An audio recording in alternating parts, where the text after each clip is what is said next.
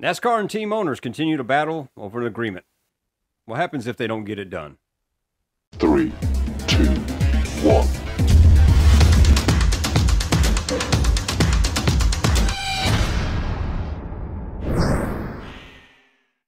What's up, everyone? Hope you've had a great week out there. Enjoying your Friday right now. And, I did an episode here earlier this week where I was talking about the NASCAR was saying that they were hopefully going to have a charter agreement reached before the playoffs. And, obviously right now, it's not happening. Not happening right now. No telling when or if there will be an agreement with this. And I want to go into this in different ways today, especially about, what would be the possibilities if a charter agreement is not reached and different things with that. But one of the things about this that's really so interesting is because I hear a lot of people say, why don't they just break away and start their own form of racing, or why don't they form a union like this? And they do have the Race Team Alliance, which is the closest thing to a union that NASCAR has had in many, many years. They did have the Professional Drivers Association that was started back in 1969, but was very short-lived because Big Bill France didn't like it. And it was honestly pretty interesting to see what happened with the Race Team Alliance, which, this brought about the charters and everything that was going on with this. And as I said earlier in this week, there was a lot of speculation. There's a lot of moving pieces to this. And, pretty much this week, Denny Hamlin clarified so much for it. And when he was asked about the possibility of this happening, well, here's what he had to say. Who's telling you it's getting closer and closer?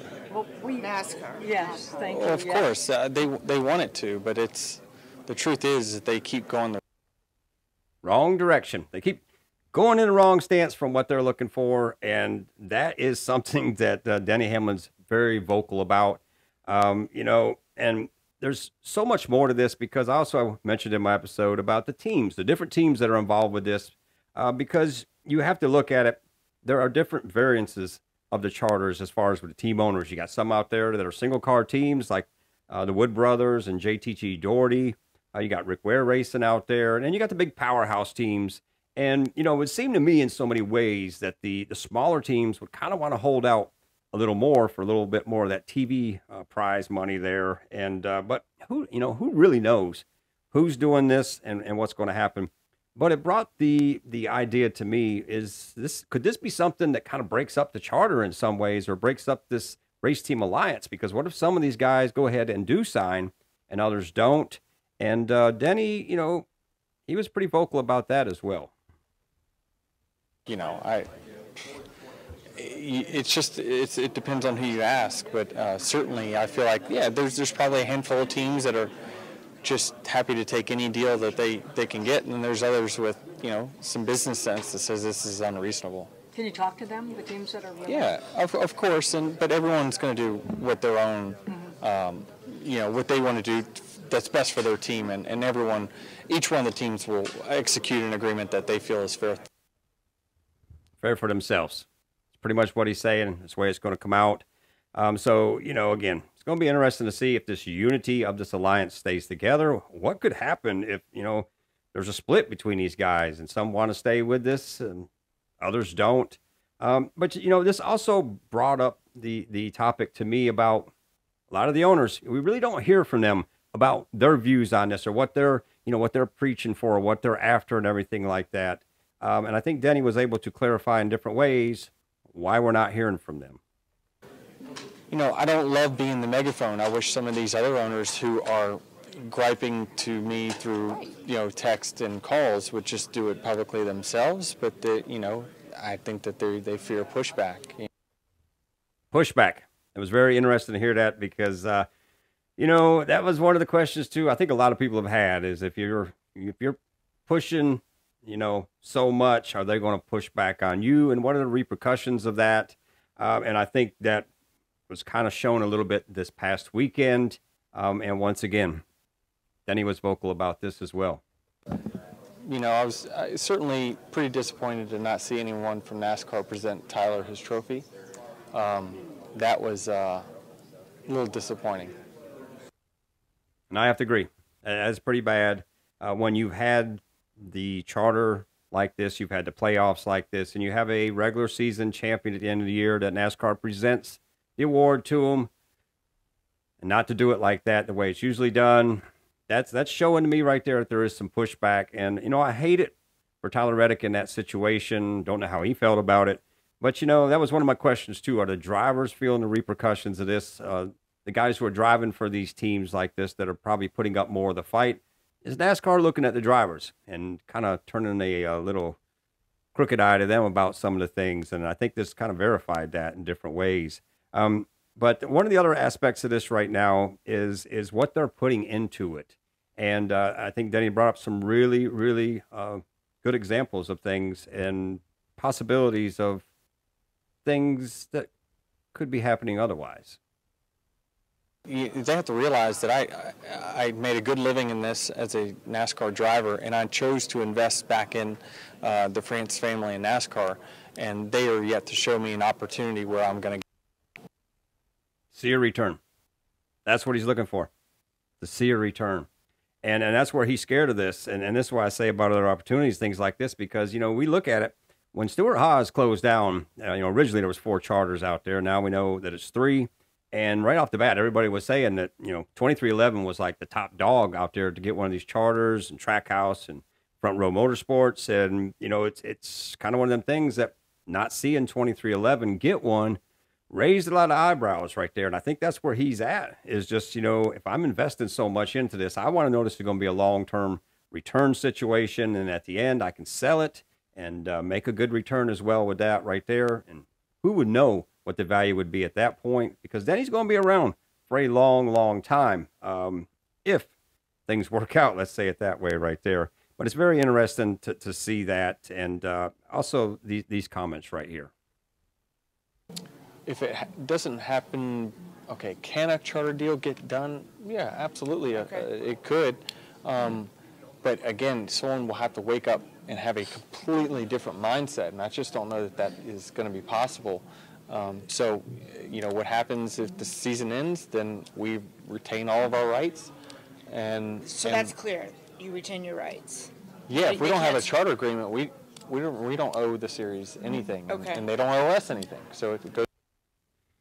So what he's saying, it can go both ways, and this is where I'm really interested in this, because we got Denny Hamlin, who's an owner driver. We also got Brad Keselowski over here, who's an owner driver, and obviously this week, the big news is about Brad Keselowski, RFK, possibly obtaining a 3rd charter, whether it be leasing it or buying it. But still, we got 2 different guys who are drivers and owners like this. And it's going to be interesting to see if they come together in the middle like this, because Brad's obviously saying he's kind of cool with things the way it is, in my opinion anyways, if he's going to go ahead and buy another charter, where I see Denny and Michael Jordan are saying, we're not really cool with this. We're not cool with the way this happens. And the thing about this is again, with bringing up the rights and everything else, because the Race Team Alliance also has RTA Promotions LLC, which is that's the way their branding is. So they obtain the rights to everything for the logos, the numbers, and they do affiliates with so many other people. And obviously, they control this. This is their baby. And part of the reason why this Race Team Alliance was done like this, but it also tells me that NASCAR is getting a nice little piece of this as well. To say that they would retain all their rights and everything, and NASCAR will retain what they got. And, it's going to be interesting to see what would happen if something like that happened. And one of the other things that was brought up was, would it even be possible for Denny Hamlin to race in NASCAR or any of his drivers if he doesn't have a charter? What's that? Can they stop you from racing without charters? I don't think so. Okay. Yeah, I don't think they can stop you from racing. I mean, Curtis, Joe and yeah. Billy's garage can put a car together and go out there and race like the old days. Man, me personally, I'd love to see that. I love the old independent days. I think that's what just what meant so much to the sport and built the sport. And I obviously hear from a lot of old time fans that say the sport's pushed them away because of things like this. And honestly, in my opinion, right now, if I was a new fan to the sport, this would kind of detour me to see teams and the sanctioning body fighting over money like this when the fans are the ones that are pumping their money into it as well for race tickets, for merchandise and everything like that. So either way, it's going to be interesting to see how this all transpires and what the final outcome is. But, nothing to report right now, and it definitely sounds, with the words of Denny, that nothing's coming up anytime soon. So it will be interesting to see if this doesn't happen and what does happen from there. I have to feel pretty confident that they are going to reach an agreement, because a separation of the teams like this and the sanctioning body would probably be a very volatile thing for both of them. That would take a good while to rebuild. I could be completely wrong, but I do think they will finally find that common ground. And Denny said he's had a feeling it'll come down to the 11th hour, and probably could be the way it is, because if NASCAR is just holding on for a few things like that, and the other teams are holding out for a few things, they're gonna reach an agreement, hopefully, or we'll see what happens. But anyways, I want your opinions down there. What do you think about all this? Is it just a bunch of craziness? Does NASCAR need to back up and let these guys go? You know what? Because they're an asset. They're what makes the sport. And Denny said it himself that, we go out there and we put on the shows. He actually brought up ARCA, because he was saying if it was just about cars going around in circles, the ARCA stands would be filled every weekend, but they are on Sunday. So interesting, and he's definitely standing his ground. But once again, let me know what you think about all this down there, and let's talk about it. And let's say, got some cool things coming up, and man, I just want to talk this racing with you. And I hope you have a great weekend out there. Hope you enjoyed the racing this weekend. It'll be interesting to see how these playoffs kick off and who's already looking at the early exit. But once again, hope you had a great day. And as always, we'll see you at the checkered flag.